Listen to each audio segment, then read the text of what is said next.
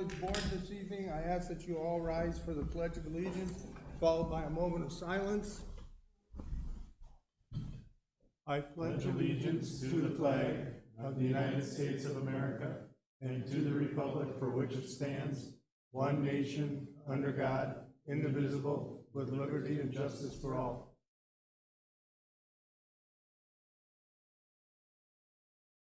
Thank you, everyone. Please be seated.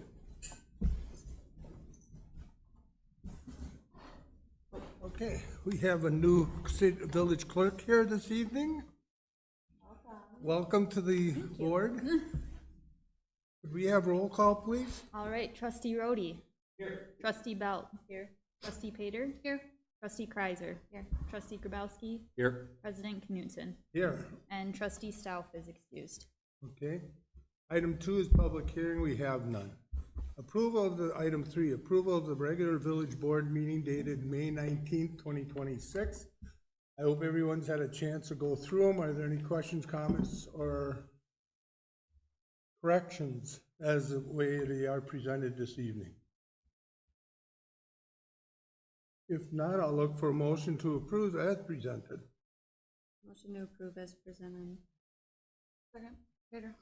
Okay, we have a motion and a second. Discussion. All in favor say aye. Aye.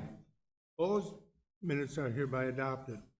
Item 4, citizen comments. We have no citizens here this evening, so we will move on to ordinances.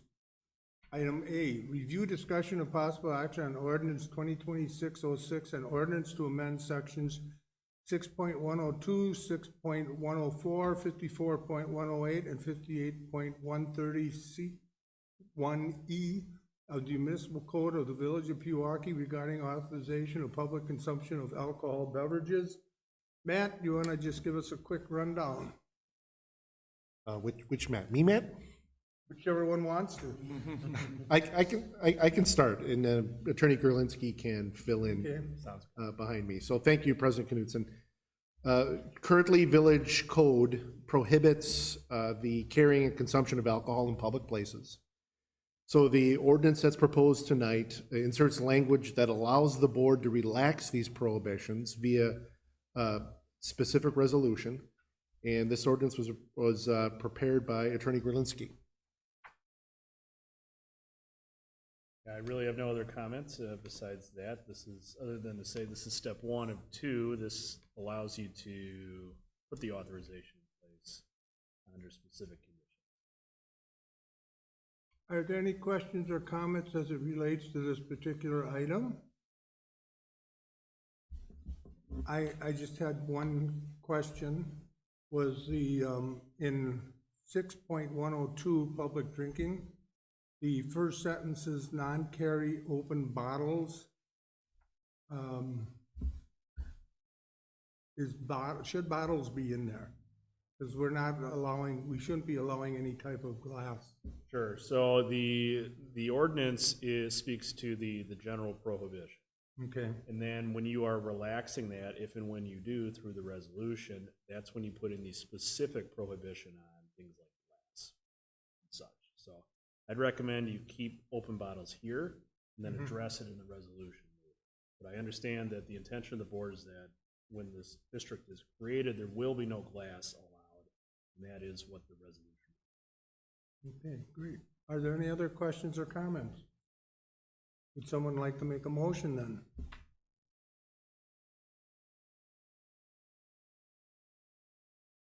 Anyone? I'd like to make a motion to approve ordinance 2026-06 with the exceptions. That's second Grabowski. Here we have a motion and a second. Any discussion? All in favor say aye. Aye. Opposed? Ordinance 2026-06 is hereby adopted. Resolution. A review, discussion, and possible action on Resolution 2026-06, a resolution authorizing consumption and carrying of alcohol beverages on designated streets, sidewalks, public property on specific dates in 2026. Before I ask either Matt or Matt to discuss this, I would just like to thank Jim Grabowski and Bob Rhodey and our administrator for doing all this light work and meeting with the businesses in the community to help put this thing together for us. Truly appreciate your time and effort in this. Matt? I'll let that man lead off, and we'll keep the same order. Okay. Sounds good, thank you. The resolution actually sets the specific parameters of the designated outdoor refreshment area. So it sets the specific dates, the times, the locations, and the rules of the DORA. It was intended to capture the action of the board at its previous meeting, with it being limited to 2026, only during the events of July 3rd and 4th weekend, August 15th, just for that one day, and Labor Day weekend. During the first two events, July 4th weekend and August 15th, the street will be closed, and the location of the DORA was discussed to be where the street was closed and the grassy area north of the dam. When staff explored the closure area with police to see what portions of West Wisconsin actually shut down, it became clear that only about half the street will be closed for each event, so the connecting sidewalks were added. The location for the Labor Day weekend is just the grassy area north of the dam and the public sidewalks, not only on West Wisconsin, but extended up Park Street, since the street will remain open at all times. And the resolution specifically excludes the beach. So just to take from there, as Matt said, the location, the times, the basic parameters that the board set forth, those are all in the first part of the resolution, and the board can feel free to comment on that or any part of the resolution. The rules and regulations set forth in section 4, I guess the takeaway I'd like the board to know about that is the only thing that you're relaxing, to use the administrator's words, with this resolution is the prohibition on carrying and consuming alcohol on village public property. That's the only thing you're relaxing. You're not obviating any other rules with respect to consumption of alcohol. You're not granting any new privileges to license holders. So the holder of a Class B license still has to follow all the same rules under Wisconsin Statute Chapter 125 in terms of how they can sell, dispense alcohol, either beer or intoxicating liquor, for off-premises consumption. We're not getting rid of any rules that they otherwise have to follow. I highlight that to say that it's going to be up to the license holders to have that education to know what they can and can't do in terms of selling and where they can and whatnot. So we're not granting any special rules or exceptions in that way. All those rules and regulations are still in place. The other thing is, every other rule, regulation, ordinance, however you want to describe it in terms of underage drinking, disorderly conduct, any sort of violation, everything, this is not a free-for-all zone. All of that still applies here.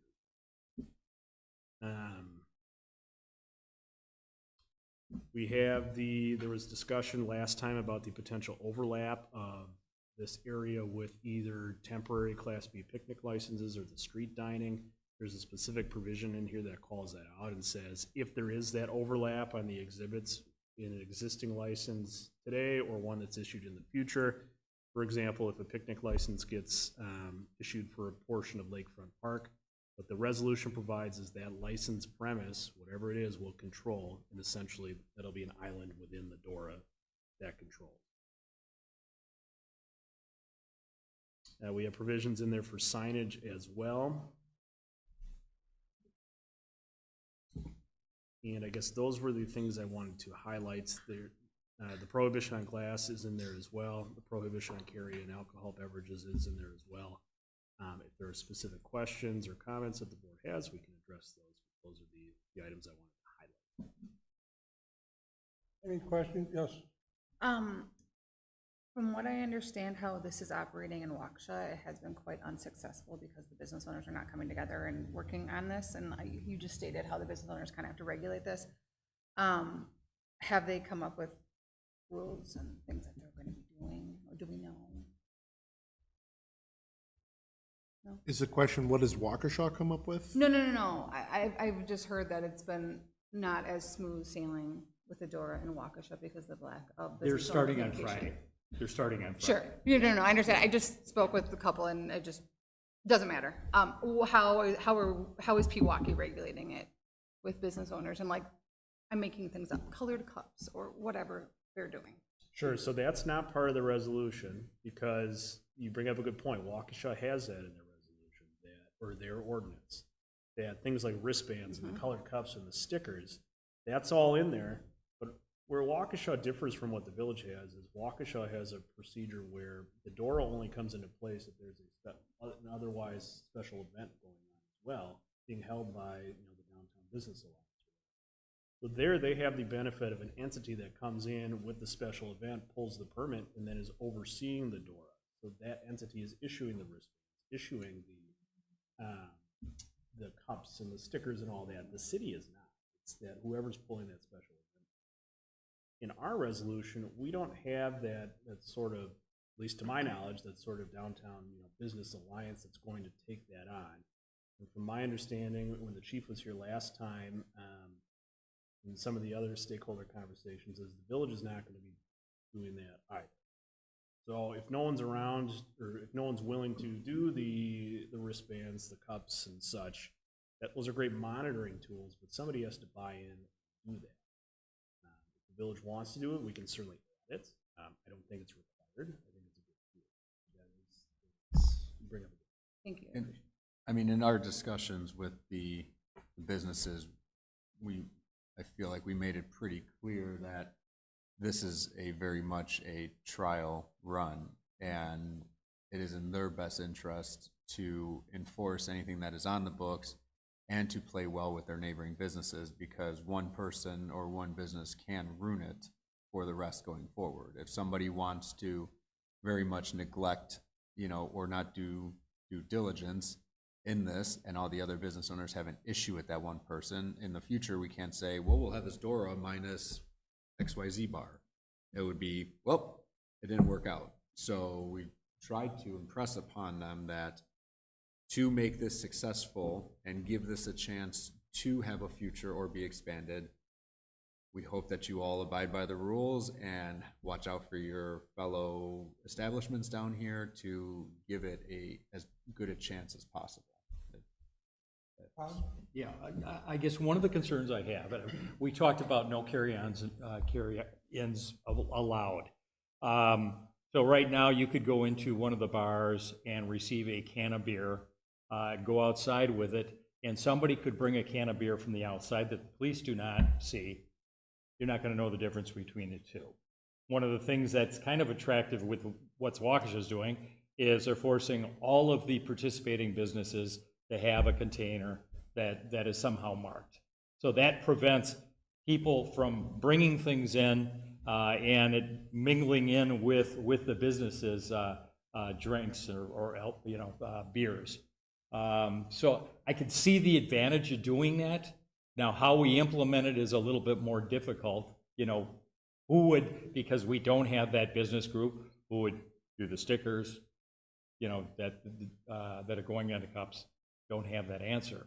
But I think it's a fair question to ask whether we want something like that put in to prevent carry-ins and people being able to bring carry-ins in that you can't tell the difference between cans of beers. I apologize. I thought you meant in terms of carrying from one establishment It's to all the good, next. it's all right, it's all information, so it's good. So I think it's a fair discussion point, whether or not we want to look at that. How we'd implement it, we'd have to figure that piece out. Yeah. Again, it's going to be up to the businesses to manage that. But like I said, I think there's some advantages to doing it that way. And maybe this year we just give it a test run, and if it's really successful, then we implement that next year. I don't know. Any other questions or comments? You have one other question of Matt. As far as being able to sell, locations to sell items, one of the things we had talked about with the businesses is wanting them to do something special to make these events, these 3 events that we put together, special in some way. Where can they legally sell alcoholic beverages, can they sell it in their seating area? They would have to go back, it depends on what their liquor license says, because when they make their application for their liquor license, they describe the premises where alcohol is going to be sold. Some may just say the whole premises, the entire premises. If it's that broad, they could sell from their dining. Some licenses may say, no, we're only selling in the bar. It's consuming. It depends on what the license says. So they're gonna have to look at each individual license to see, can they sell outside of the dining? And if I'm not mistaken, none of the CUGs are approved for sales within them, because they're kind of seasonal. That brings up a external. good point as well. So they potentially would have to come back to the plan commission. Because each of those outdoor dining areas is a conditional use. So Trustee Grabowski.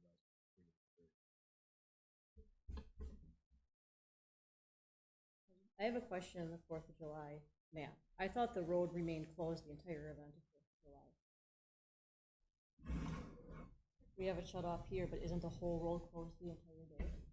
On the 4th of July, more than likely, is going to be completely closed. So wouldn't we want to extend that to include that area? Was it, Matt, was this just a matter you couldn't create the box over the map? Well, actually, this was input I got from the police. My understanding was that when the road is closed for that event, it's closed south from the parking lot, that they keep the access to the parking lot After the open. parade, they reopen it?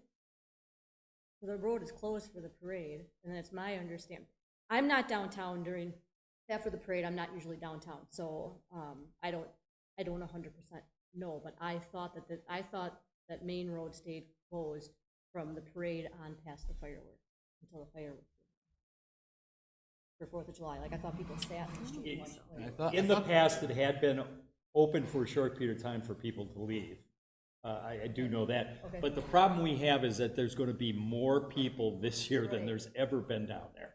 And my recommendation would be that we're closing the road down all day. That's what I would think particularly for this. Yeah, year. because there's events starting right away at 9 o'clock in the morning. But with that being said, I mean, we're underparked down there to begin with. If you take out the largest parking zone for all day, it's gonna get very, very congested down there. But the problem you run into is that we don't want to mingle cars with people on the road. Right. And it's gonna No, happen. I get that, but I think that's, I mean, yeah. A lot of parking spots to be taken away on our busy. Well, and that's one of the reasons why we're doing shuttles, on that day too, from WCTC.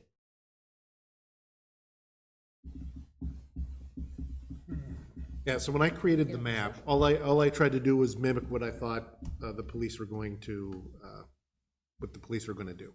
I was just reflecting what their practice was. So if the board wants it to reflect the whole road, I mean, I can easily change that. Yeah, changing the exhibit and for this topic versus ordering or directing the police to close the whole road. I just want to be clear, those are two different things. Because closing the road is not on the agenda. So tonight, you can certainly direct staff to modify the exhibit in anticipation of closing the entire road. But you can't order the police or direct. I mean, could we, trying to think how to word that, can we pass it with staff direction to amend the map based upon the, if the road's fully closed, then staff can adjust the mapping. If it's so decided that it's only closed to here, this one stays, basically so it doesn't have to come back in front of us, we just amend the mapping to fit the road closure on that weekend. We could certainly modify. So what I intentionally did was there's a pictorial piece and then there's a narrative explanation for this portions of West Wisconsin that are actually. Okay.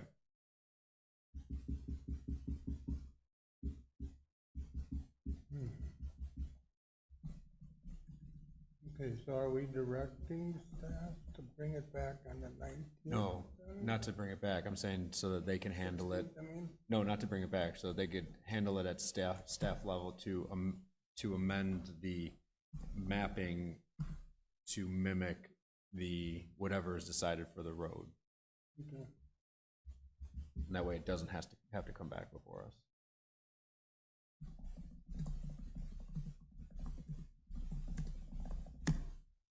Is that true? Yep. Okay. All right. Does it have to be in the part of the action of the resolution or no?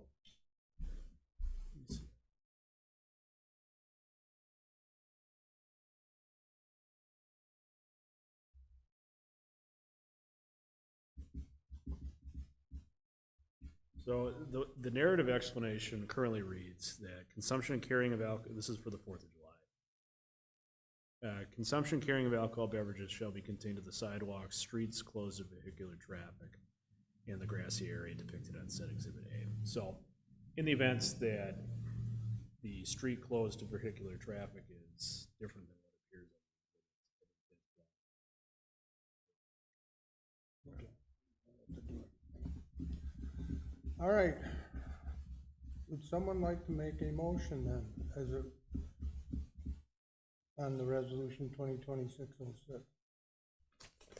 If there are no further comments or questions.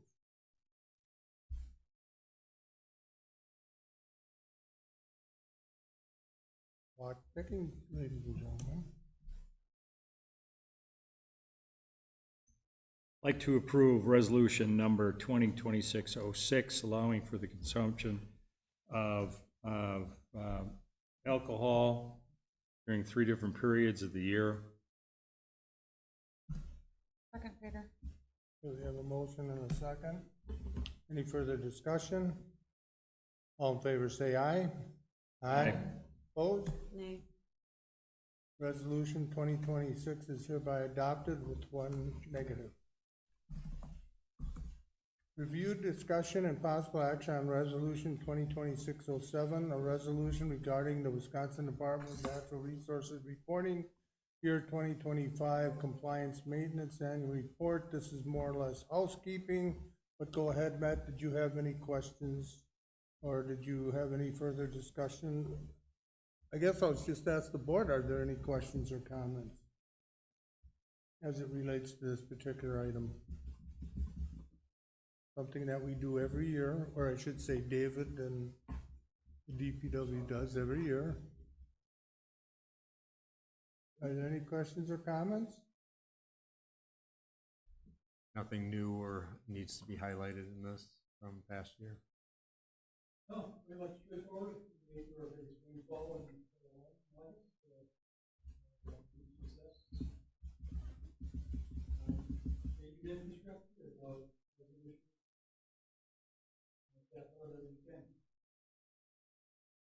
Cool. I'll make a motion to approve resolution 2026-07 regarding the Wisconsin DNR reporting for year 2025. Second, Peter. Do we have a motion and a second? Any discussion? All in favor say aye. Aye. Opposed? Resolution 2026-07 is hereby adopted. Item 7, old business, we have none. New business.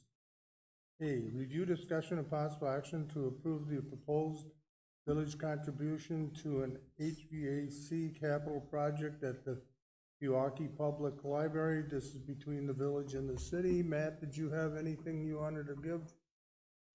Just to introduce it, this project was in our 2026 budget, submitted by Library Director Champ. The Library Director went before the city last night, and it was approved there for the city contribution. And for the village, we have that, the remnants of that old donation to draw upon. So this is a relatively painless project for the village to undertake. Are there any questions or comments? If there are none, I'll look for a motion then. Motion to approve the proposed village contribution to the Pewaukee Library HVAC. Second, Peter. We have a motion and a second. Any discussion? All in favor, say aye. Aye. Opposed? Motion is hereby carried. Sorry, Nan,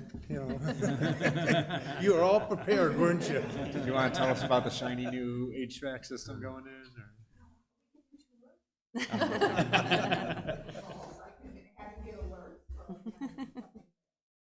Perfect.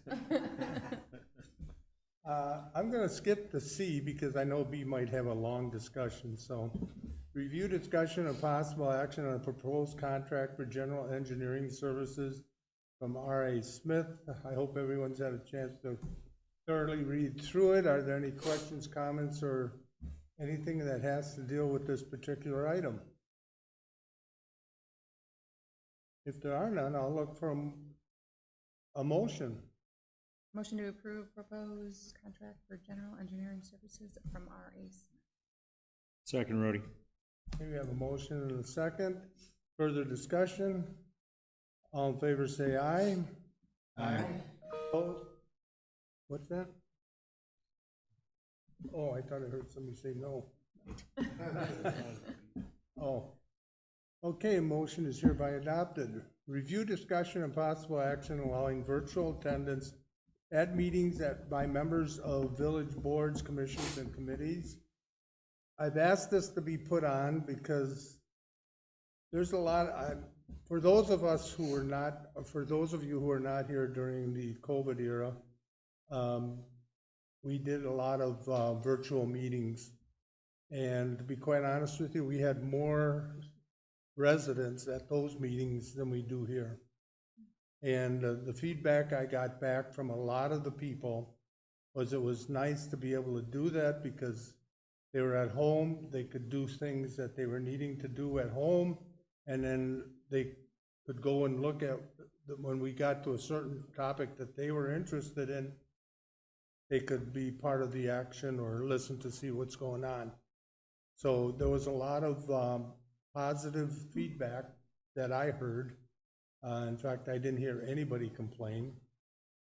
And I thought, this is something that I know the board had in the past has said, well, we should have our meetings here so people can attend and be in front of the people. Well, like I said earlier, we had more people coming to our virtual meetings than we do here. And I think that's a big plus for this committee. And also, if there's a way, which I understand there is, of having a person that's not at the meeting attend the meeting virtually, it could be taken care of. I understand that there could be some costs and changes made as to how the meeting is run, but there's a lot of times that maybe some of the board members can't make the meeting, but if they could get to a laptop, they'd want to attend the meeting. I know myself during COVID, when I was out of town and I couldn't make the meeting, I was still on the meeting because you could go anywhere and do it. So that is why I thought I'd bring it up, just to see what the feedback would be from the rest of the board. So with that being said, I'm going to open up to the board. Any questions, comments? Matt, do you have an opinion first of all? My opinion on this has always remained the same, to be honest with you. I would caution the board about any sort of change to policy, ordinance, whatever, that would promote regular virtual attendance. And the reason I say that is COVID was different. We all know that. That's the big cliche. But the Wisconsin Department of Justice, who puts out the Open Meetings Compliance Guide, basically looked the other way on virtual meetings during COVID, thinking that that was a reasonable thing to do at that time. if you read the compliance guide today, it basically says virtual meetings are still okay, but you should proceed with caution, because a court has never effectively ruled on whether or not a fully virtual or a partially hybrid in-person virtual meeting is allowed. So what President Knudsen just brought up were two things. One, a situation where you have the entire board virtual, people in the audience virtual. We have that on our books now for electronic. It's for use in emergency situations and by prior authorization from the board. Where I have concerns would be with a hybrid model where you have, you know, most of the board here and one or more virtual attending from somewhere else. The issue becomes, to me, you have to have a reasonable method for those in the public, whether they're here or watching on the YouTube stream, they're both accessing the monitor meeting. You have to have a reasonable way for them to monitor everybody that's participating in the meeting up here, whether physically in person or on screen. So unless we have the technology to have virtual, whether it's multiple or a single member of the board, constantly on the screen so that every member of the board can hear and speak with them with two-way communication, that every member of the public in here can see them, and every person on the video stream can see them. I don't see a way where we can do it currently. We may have the technology. I don't think we do at this point. I'm not saying it doesn't exist, but I don't know if we're equipped to do that here.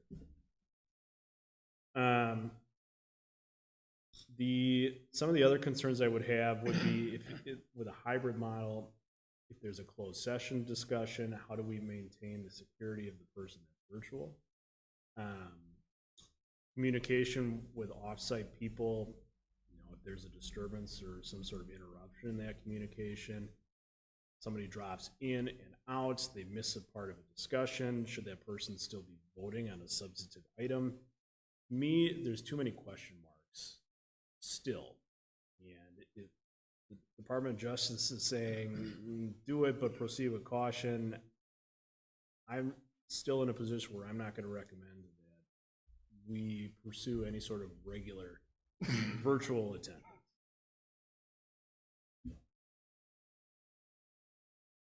I agree with Matt.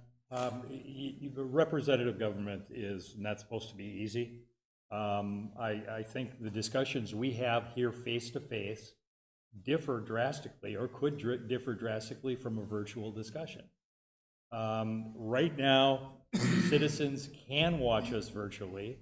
And Jeff, while you refer to people being here in person, I know there are people that are watching live right now that are getting that benefit, and they also have the ability to go back and watch the video at the same time. I just, I think while it's not easier for us to be here live, it is our responsibility being elected to be here live. I completely agree. Can we see, like, I know we can, I'm just not like YouTube friendly. Can we like see how many people are watching and revisit and everything? It Like, reports the views. okay. Are those views like in the 20s? Are they in the hundreds? It depends on what's on the top or on the agenda. I mean, if it's Probably more like the 20. Okay. if it's quiet zone related or something like that, they usually spike to like 50 or 75, but that's less emails or questions we get on the street of going, hey, whatever happened with the discussion on that? You know, it's like, we'll go back and watch. It's also how like the Freemen and all them get their information from our meetings so that they don't have to have somebody sitting here with a notepad. Hey, I just forgot the one thing. In the virtual meetings, unlike what we have here now, people were able to interact with the board if we allowed them. And also there were citizen comments that they could make before and after the meeting, which they can't hear. So there was actually more participation by the citizens on the virtual than there is here, as you can see. Tonight we don't have anybody again. And if it was virtual, and if to Bob's point, if people are watching us, if it was virtual, they'd probably be watching us on the virtual meeting. So it's basically, we're taking this out of this picture and just making it all on the computers so people can watch and be able to interact with us later on. If they, whatever they see we're doing, at the end, they have their citizens' comments, which they could comment on. Here they can't. And that was just my point.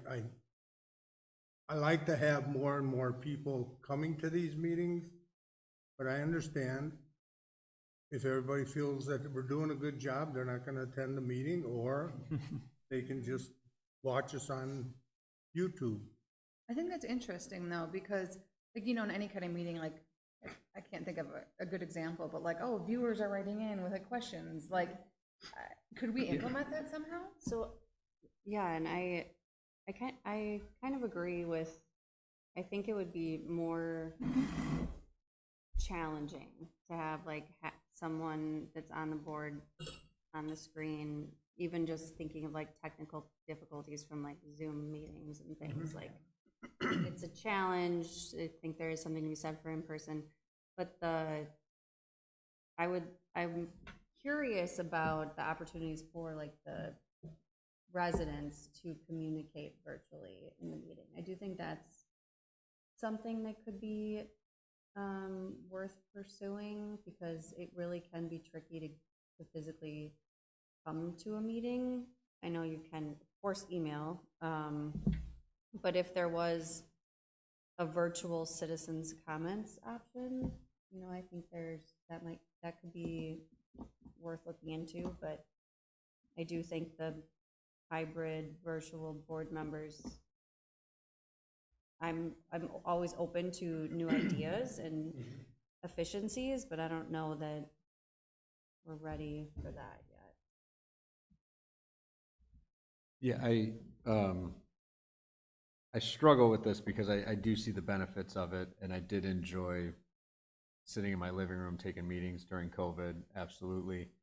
I think in terms of, as Trustee Kreiser was saying, I don't think, and as Bob started with, I don't think the requirements of us, after we just had last meeting, 45-minute discussion about not wanting our village staff to have hybrid schedules and such, because it's important to have the representatives for the village to be present and accounted for.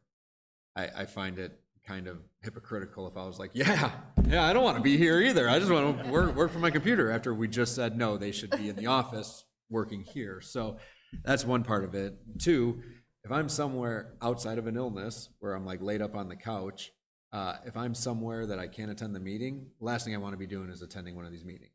You know, if I'm down at a tiki bar, I'm not going to be like, hey, hold on, guys, it's 6 o'clock back home. I got to jump on a village board meeting. That ain't happening, so I'm taking an absence there. We don't have a very huge requirement for ourselves, so that one is a hybrid for us, is a non-starter for me. Virtual for the citizens, I feel like I've now, since COVID, now that the majority of our meetings, or my meetings personally speaking, you know, personal experience, are virtual, I still am just blown away by the amount of technical issues we have on every meeting. Someone's camera doesn't work, somebody's talking and they're muted, and you have to sit here and go, you're on mute, you know, over and over again. And then somebody's typing in the chat, but nobody has the chat box up, so nobody's seeing it. It's just, I guess it's PTSD from dealing with that from 9 to 5, that I don't want to come here at 6 and deal with it again. And then I also question, what does that do from the legality aspect, which I knew when we went virtual and such, with posting the link, if there was an issue with the link, which I think there was one time, if I'm not mistaken, then it's in violation of the open meeting because you didn't post the correct link for them to access that meeting. So then you run into technical issues there. If the file's corrupt or whatever, and people are like, well, I couldn't see it. Well, are we now in violation of the open meeting because they couldn't see attachments or the video? You know, it's one of those where, man, I love technology, but I think it's also our downfall. And with the exception of this discussion, you know, we probably could have had a pretty quick meeting tonight. How much would have added 15 or 20 minutes while we waited for a resident to try to figure out how to get their microphone working, you know, and then that falls on staff as well to be sitting here moderating it, you know, because that was Scott's job to go, oh, I see a hand, okay, let me unmute that person.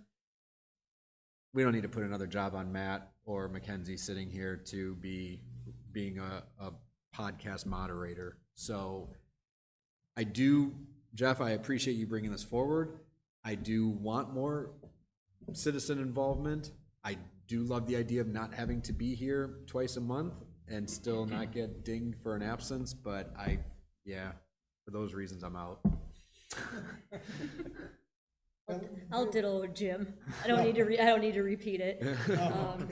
Yeah, I don't know, I'm kind of on the stance too that, you know, for sure, just with residents being able, I'm not in support of residents being able to come into our meeting virtually when we're here twofold because of the technical difficulties we could potentially have.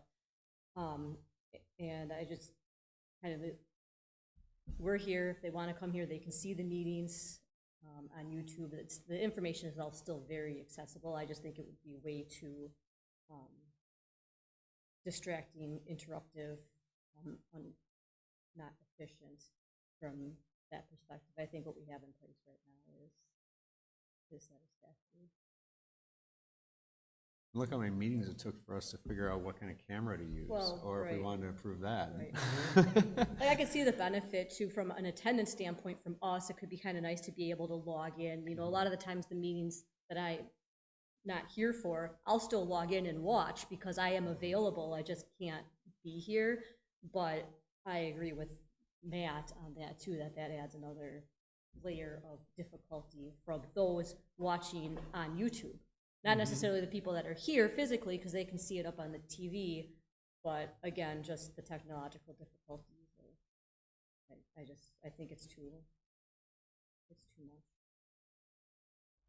Well, I thank you all for your input. I kind of felt this was how the conversation would go, but I did want to bring it out there just in case down the line we may have to go back to virtual due to an emergency situation or something to that effect. But I just wanted it out there so we could talk about it. And It's a good discussion because, I mean, outside of us who are elected officials that feel like, you know, obviously we have a greater responsibility to our constituents to represent them, they picked us. We do have a ton of boards with just a lot of citizen members that are doing this, well, outside of their $20 a meeting they get now, are doing this out of goodwill, that are still career people. You know, a lot of our boards are representative of younger, still working employees or citizens to where, yeah, they are traveling a lot for work, and it would be nice to have full boards at some of those. So I get that aspect of it. But I just think, yeah, technology-wise, we're not there yet.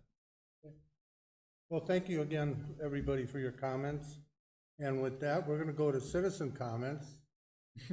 Everybody's here virtually. We got any callers? We got any callers out there? Let's open up the radio or the airwaves here. There are none, so adjournment. Motion to adjourn. Second, Peter.